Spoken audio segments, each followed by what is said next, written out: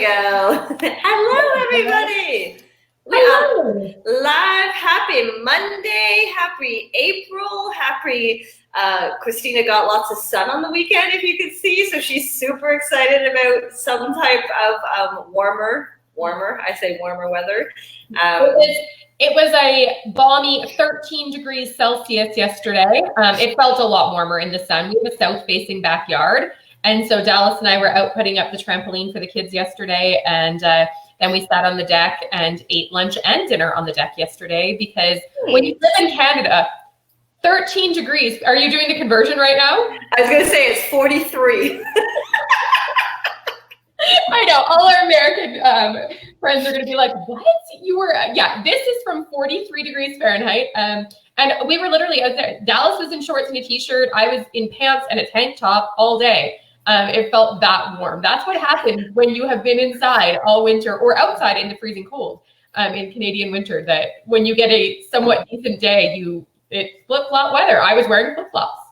That's so funny. That's so funny. Yeah, and I would be in an absolute down jacket and sweater.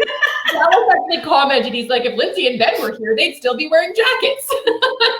I'd have a hat and gloves on. I'd be like, oh yeah, it's so cool. I think today is supposed to be 18, which again, for us is incredibly warm. Right now it's 8 degrees out, but it's supposed to go up to 18 this afternoon and 18 Celsius. So let's just see what it converts to. 64.4. Yeah. So yeah, I will show you guys. That's like bikini weather basically. So. Oh my gosh. Good morning, Trina. Good morning, Tara. Oh, Trina's snowstorm. Trina, you guys just can't get out of that this year. Well, to be fair though, you guys had snow over the weekend, didn't you? Or at least Friday or something. Friday we had some snow. Thursday it was quite a bit of snow. Friday we had a little bit of snow. But then it's Alberta for you. That you're snowstorm and freezing, and then it's super warm, and then it can go back at any time. So we're just going to appreciate every second of the warmth that we have. So yeah, absolutely. Well, and interesting enough, it's kind of what we're talking about today in one way or the other. So we wrapped up our very first virtual retreat on the weekend yesterday, and it was so much fun. Oh my gosh. Yes, Ben, she is burnt. You missed the conversation already. She got too much sun at 13 degrees yesterday. So, but yeah, so good morning.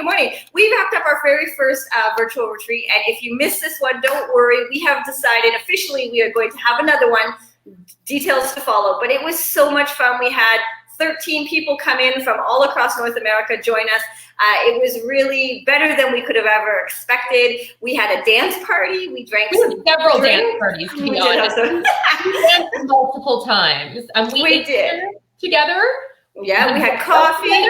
We worked out together. It was, as I said, it was amazing. Yeah, we cooked together. Oh my gosh, it was so much fun. But one of the things that we came out of, at the end of our retreats, we always kind of ask everybody, what was good, what went well, what didn't go well, what did we think went well, what didn't, could we do better next time? And on one of them was, just be really appreciative of what we had. The fact that we could hang out together online. I know Casper got burned. Online together, in a time right now where connection is so important. And that's, I know I felt it this weekend. I was just so excited to have the weekend to connect with people. I know Christina and I had the conversation, all the people that joined us did. And so, as Christina says, you have to enjoy what you can enjoy right this very second. So at 13 on the deck, getting burnt, enjoying the weather is what she can enjoy right now. So that's good news. I both got burnt yesterday, and last night his isn't as bad as mine. He just has a tiny bit of pink. And we both said sunburnt, and so happy about it. I love it that I'm oh, it's sun. It feels, I touch and it's warm. And well, yeah. The good news is if it's going to be nice again today, you can get out again and enjoy it. Oh, I see Tina saying they had a snow day yesterday too. Oh, snow, my goodness. But one of the other things that really came up this weekend, which was interesting, because Lindsay and I feel sometimes like we talk about the same things over and over again, and we have talked about the basics of things so many times that everybody's sick of hearing about it. But it came up this weekend that a lot of people are wanting us to go back to the basics, and that they feel that in all of this chaos and that's one of the things that people really need is just to get back to simplicity. And that is in terms of their wellness and their lifestyle in that way. So a lot of people had asked for more of the basics type training. So that is what we decided to chat a little bit about today, was about the basics of things. And what does it look like to get back to basics? When Lindsay and I talk getting back to basics, we are not telling you to go get your protein shakes and go back to liquid. That is not basics. That is not real life. That's not what it looks like. But getting back to basics is a little bit different for everybody, depending on where you're at, depending on your life, and depending on what works for you, and depending on also how far off the wagon you are. But getting back to basics is something that it needs to happen, not just in what you're eating, but you need to get back to basics in your mindset side of things, like get back to simpler things in there. And you've got to move it, Ruth says, which is totally true, that you need to get back to the basics of movement, that if you haven't been doing a lot of movement, even just in say the last 6 weeks since you've been home, if that's something that you've let slide, you cannot go right back to your CrossFitting lifestyle. If you've been out of it for 6 weeks, you're going to need to, take some time to get back in to avoid injury and that kind of stuff. So we're going to just talk a little bit, spend the next 20-ish minutes talking a little bit about what basics look like and some ways that you can get back to basics. Yeah, and I think it was really interesting that came out this weekend was, we're dealing with a lot of people who are quite far out of surgery, right? We had, I think, 1 year to all the way up to like 9 years out of surgery. Like that's who we were working with this weekend. And it's one of those things where, on a regular, we're like, oh, we do all this, we do all this, we do all this. But it's also that sometimes we forget some of the simplest things are the things that make the most sense for your journey currently, right this very second, right? Getting back to the basics of meal prep, getting back to the basics of, the movement, going out for walks and that type of thing. And it really is interesting because, as Christina said, we tend to be like, oh, here we go, we got to talk about that again. And it's only because we actually don't think that that's what some people want to listen to. But it became very clear that, some of the things we talked about this weekend, they were just like, oh my gosh, I totally forgot that, or that is insane. And, Christina did a whole protein workshop this weekend, funny enough, because food is something that is a little bit harder to come by. Groceries, we talked about that a lot this weekend. Obviously, our weekend was very set in the times that we are living in right now. And we're protein powder. I mean, even us, we just ordered protein powder off of Amazon.Mexico. And it's not ideal, but it's the only thing that, right, it comes and we get it, and it means I can get my protein in. It means hopefully it's tasty versus really gross, those type of things. But sometimes getting back to the basic is the biggest piece of the missing puzzle right now in your world. And so, Christina, talk a little bit about getting back to the basics from a nutrition point of view, because I think that was really where a lot of people talked about this weekend. I mean, we know that exercise and mindset is a massive part of it, but getting back to basics for nutrition is something that people struggle with on a daily basis, but especially right now in our world that we're living in. So there's a few pieces that I always talk about. Any nutrition coaching client I've ever had, session 1 is always about how often you're eating. That is always the first thing we talk about. You can't fix what you're eating or any of those things if we haven't figured out how frequently you're eating. Because if you're not eating frequently enough, you tend to overeat when you do eat, or eat the wrong things because you're too hungry or your body needs more fuel, and then your cravings get worse. And then if you're eating too frequently, then that creates a whole other problem. So, and then you're not able to eat enough at each, meal, and there's all kinds of different things. So your frequency of eating is the first thing. So I always try to encourage people to eat within 30 minutes of waking.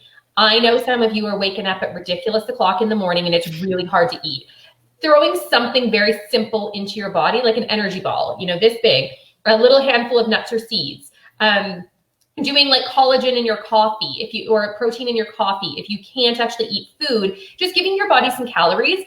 Breakfast is literally break the fast. So you've been fasting overnight, because most of us don't eat while we're sleeping. So you've been fasting overnight, and you need to break that fast and tell your body, I'm going to give you calories now, so it's okay to start burning calories now. Without giving your body calories, your body isn't going to be burning efficiently. You're still going to burn a few calories, but let's just be real. Like, you're not going to burn as many because your body's like reserve mode. So you want to break the fast, eat something. It doesn't matter what it is, guys. I mean, there's ideals for what you should eat for breakfast, but ultimately it's going to be something. So eat a piece of fruit, have a smoothie, put something in your coffee if you can, have an energy ball. make a full breakfast of bacon and eggs. I mean, it really doesn't matter what you're consuming, but focusing on eating that breakfast to break your fast within 30 minutes of waking, ideally. Some of you that take medication as soon as you wake up and you can't eat for 30 minutes after that, maybe it's an hour or 40 minutes or whatever, but eating as quickly as you can to be able to get that fuel going first thing. So that is step one. And then eating every 2 to 3 hours throughout the day. So you want to, again, going back to basics, set an alarm on your phone. So as soon as you finish eating, you press play on your alarm, and then in 2.5 hours, it beeps at you to eat. If you're somebody who ignores your alarm, then maybe you need to set it for 2 hours, and then 2 hours and 10 minutes, and then 2 hours and 20 minutes, so that it just keeps annoying you and don't just hit the snooze, because it doesn't work, because then you'll just turn it off and dismiss. So you need to set multiple alarms. If you were that person, and you know if you're that person, even if you don't want to admit it, you know it. So set those alarms so that then it's reminding you every couple hours. I've seen from so many people that they're sitting at their desk at home and they just forget to eat. So set those alarms. Set the alarm on the stove is a huge one that I recommend. If you set the alarm on the stove, then you have to physically get up and go to the kitchen to turn it off. If you set the alarm on your phone, how many people's phone is in hand, like arm's reach right now, right? So that's easy to dismiss. But if I have to get up off my butt and go to the kitchen and turn the alarm off on the stove, I'm more likely to get my snack while I'm there. Yeah, and we've heard a lot of people say, just as Christina said, because when you're at work, you know, again, a lot of teachers as an example, or, you know, working in with appointments or whatever, there's always external things that kind of set your routine, right? Teachers know when they pee, when they drink, when they eat, because they have schedules already set up. People who see patients, for example, know exactly when their patients are and when it breaks down. Now that a lot of people are back at home, that's really where people are struggling with. So it's almost like getting back to that basics. People setting their alarm was something Christina and I talked about 3 years ago with people who were just coming out of surgery. Like, set your alarm. We know you're not that hungry, but set your alarm, set your alarm. And now we're coming back there and saying, you know what? Life is here again. Set that alarm and go eat when the alarm goes off, whether you're hungry or not. It works so good. And I mean, to take it one step further is pack your lunch. So then when your alarm goes off, you just grab something out of your lunch bag and you eat it. So you don't even have, it's mindless. It becomes that, okay, it's snack time, same as it would be if you were, you know, a teacher at work, that you just go get something out of your lunch bag and you eat it. So it's just very simple. So if you just want to take it that step further, then your lunch is packed, it's snack time, you grab your snack, you eat it, done. And then again, every 2 to 3 hours all day long, you will notice so many things. You'll notice that your hunger comes back, which is a good thing because that revs up your metabolism. You will notice your nighttime snacking diminishes some. Because if you fuel your body properly during the day, your nighttime cravings are substantially less. I'm not going to say they completely go away because there's an emotional side to that and all of that.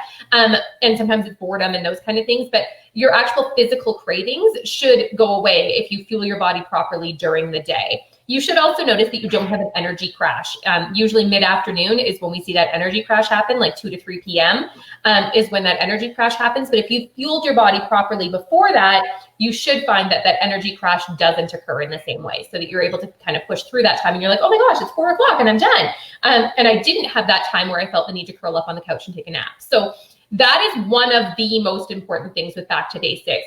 A couple other small points that I'll touch on, that if you've already mastered step 1 of eating frequently enough, then is weighing and measuring your food. Your eyeballs lie. Every single time they lie. You think that's a cup, it's not a cup. It's either a cup and a half or it's half a cup. It is not a cup. You think that that's an ounce of almonds? No, it's not. So get back to weighing and measuring your food. You don't have to do it forever, but if you're way off, then, you know, get back to it for a little while and then slowly ease yourself out of it again. And then just do it once or twice a week, just to keep yourself honest. So what I do now is I put what I think is an ounce of almonds and then I measure it so that I see how far off I really am, instead of just measuring my ounce of almonds and then consuming it.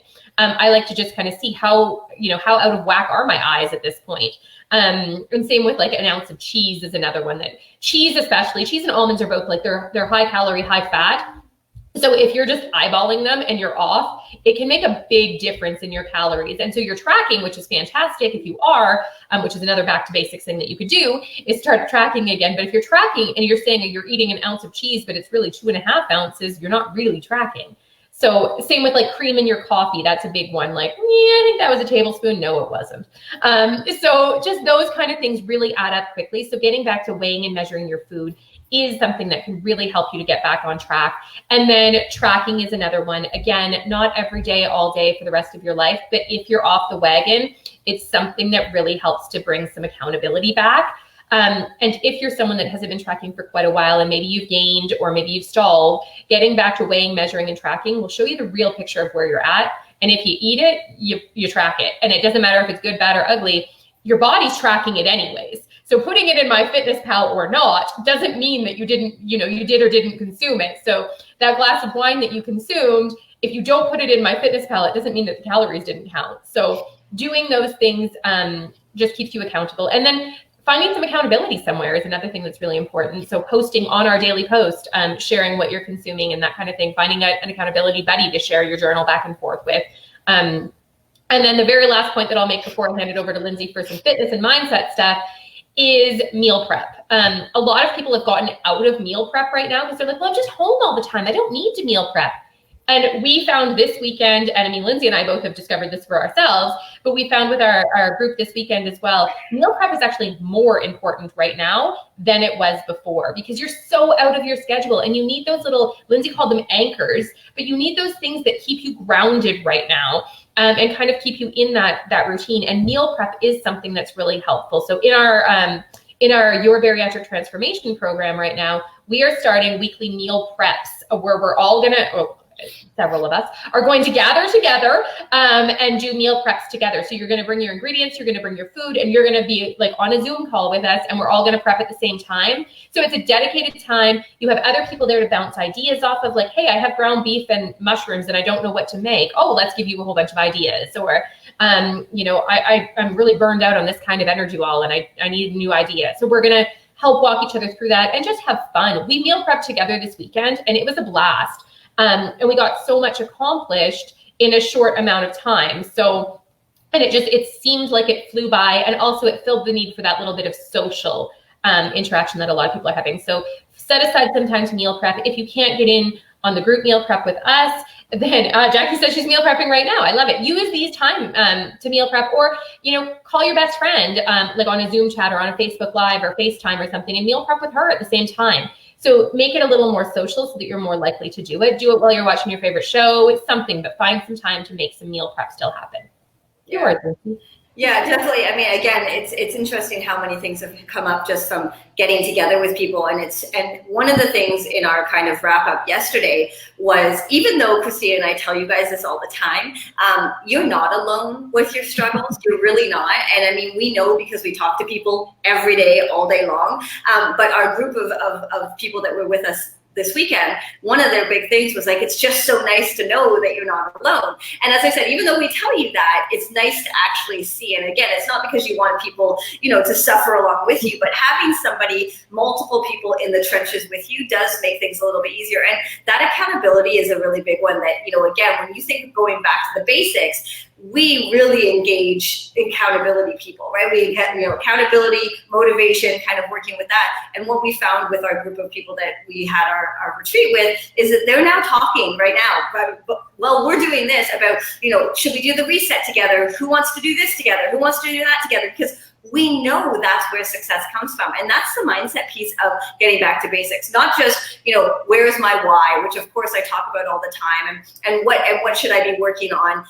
We did talk a lot about our anchor this weekend, which Christina said, figuring those things out, but having that accountability, finding somebody that you can turn around to and say, hey, I need your help. I cannot get my ass out of my chair on a weekly day when I'm supposed to be, sitting at my desk. When I'm at work, I could go and talk at the water cooler, right? Or I could go grab a coffee. I could do those things. But for whatever reason, while I'm at home, I just sit at my computer for 10 hours straight. I forget to eat. I forget to drink. I don't pee. I don't do any of those things. Find somebody who's in a very similar situation. We had that happen this weekend. We found people who are they can't get away. And they're like, you know what? At noon every day, I'm going to send you a message, and you and I are going to jump on a quick Facebook, and we're just going to have a chat, and we're going to do it while we're walking, because that's a great way to get ourselves out. That accountability is huge. And that is almost going back to that basics of what we used to do, what you used to do when you were just starting out. And that is a really big one. Movement, same thing, right? I know a lot of people who have been just like devastated that their gyms have closed, and they don't have the equipment, and, maybe you're a CrossFitter and your CrossFit gym is no longer. And you don't have 750 pounds to do your snacks at home, right? And the reality, and that's a lot of soup cans. It is a lot of soup cans. So the reality right now is you don't have that at home unless you have a beautiful, made up gym, which again, most people, I don't have it. I know because we don't have that. Nope. You have to find other things that you can do. And what does that look like? As I said, it always could look like coming and trying a class with us. Maybe it looks like finding a buddy and putting your earphones on. And if you're still allowed to walk in your neighborhood, going for a walk while you're chatting with somebody, right? That's a connection. We live on a pond, like we back onto a pond. And I can't believe the amount of people that I see walking around, either holding their phones out here, FaceTiming with somebody while they're walking, or you can just see them talking. It looks like a lot of people walking around talking to themselves, but it's that they're literally on like a virtual date. With a friend or a family member. Yesterday, there was a family that biked by and they were FaceTiming grandma while they were biking. And I was like, that's so cool. Like, I love seeing all of that happening. So yeah, do it. And you might look a tiny bit crazy, but so does everybody else. So totally. Guys, on this weekend, we all dressed up, got our dancing shoes on, and every single one of us was dancing in our wherever, living room, studio, basement, whatever, in the midst of what we were doing in the coronavirus, right? Where you're not supposed to. It felt like we were dancing together. It felt like we were having dinner together, drinks together. It felt like that. So don't think that you can't do it. Nice, Jackie's going out for a walk. I love it. I love it. Yes, getting your parents to show certificates. Yeah, that's my dressed up. I was literally like in like a semi-formal dress, like with heels, and my heels are under my desk still. But we legitimately got dressed up, did our hair, did our makeup, and sat in front of our computers. We put music on, and yeah, it was fantastic. Yeah, it really was. And so that's the thing, like we have to kind of get out of that mindset of being like, I have to be here stuck at home. I'm a prisoner in my house or any of those things, because even though we didn't physically get to hug everybody this weekend, like we've done in our regular in-person retreats, it really did feel like we were all together for the weekend. And that's the biggest thing. That's the mindset of going back to basics, is being like, in this time right now where we are, you can do the things that you have always said you were going to do. You just have to do them very, very differently, right? Walking with talking to somebody while you're, doing your mind, it works. It really does work. And then again, with that fitness, if you can't do the things that you've done in the past, have an open mind to do something else, right? So imagine you go back to whenever your surgery was, and you knew you weren't allowed to work out for the first 6 weeks because you couldn't get your calories up. You had to do something different, whether you were a gym rat before, or you've never done exercise before in your life. You knew you had to do something differently after your surgery. So just go back to that, whether it's walking, whether it's, there's online, everything right now, right? You can do yoga online. You can do yoga. You can do everything right now. You pretty much can do anything you want. So honestly, there's so many things right now that are offering free trials. Like we're offering free trials, of course, but there's so many things. So if there's something you've always wanted to try but never been brave enough to do, try it now. Like, why not? That you have nothing to lose, and maybe you'll find something that you really love. So there's just so many cool things available right now that, instead of, like Lindsay said, feeling trapped in this time and playing the woe is me, think about how many cool opportunities there are right now to figure things out and do something different. Yeah, it really is an amazing time. And again, like, don't get me wrong, I'm not taking away from the essential workers. I'm not taking away from the seriousness of what's going on. And never, ever do I feel that way. But now is an opportunity. Again, I hear people say all the time, oh, but I don't have the kangaroo shoes when I want to try a kangaroo class. Well, okay, I get that. I understand that. But you know what? I also don't have a kayak, but that doesn't mean I'm going to sit here crying because I don't have a kayak. It's going to be literally, what can I do right now? And let's go out and do it. And that really brings it back to that mindset piece, right? We talked a lot this weekend, and I talk a lot about this all the time, is you put out there what you're going to get back in. So if you're like, I can't do this, I can't do that, I can't do this, I hate that, this is horrible, this is the worst, the kids are shitty, this is happening, of course you're gonna have that come barreling down on you every single day, right? That's what's gonna happen.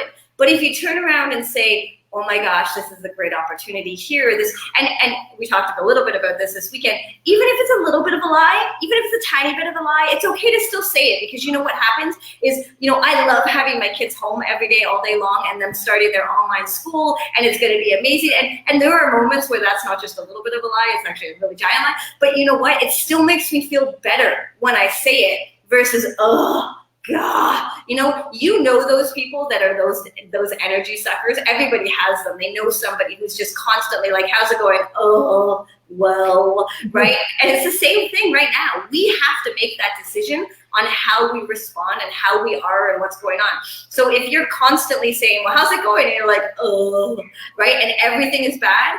Even when everything is bad, it's not going to get better until you change that attitude. And that's just that basic mindset piece. Like, the people that I know right now who are pushing their positive mindsets like crazy are the ones who are positive in COVID, are the ones that are still going out and having to work because they are an essential worker. The people that I know even before this who had some of the best mindset pieces are the ones that have the diseases, the ones that are, struggling with what's going on. So you don't have to fake it. That's not what I'm saying. But what you have to do is turn around and say, here is my opportunity to either sit in that negative space all the time, or turn that around and say, you know what, here is my moment. Now, I'm not saying you have to go and learn how to play guitar or learn a special language of all those like people who are like, this is your time.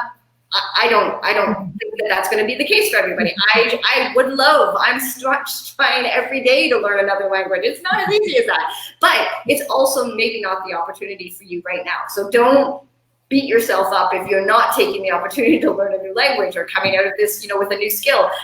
But that mindset is a huge piece of the puzzle and always will be. So just go back to, what did you want to do? Why did you do this surgery in the first place? We talked a little bit about the anchor, and again, we don't have a ton of time to go into it, but what's going to keep you grounded? What's going to focus you on your meal prep? What's going to take you to where you need to go? Turn that frown upside down. That's exactly it, Jackie. Find the positive in every situation. And some situations you're stretching to find that positive.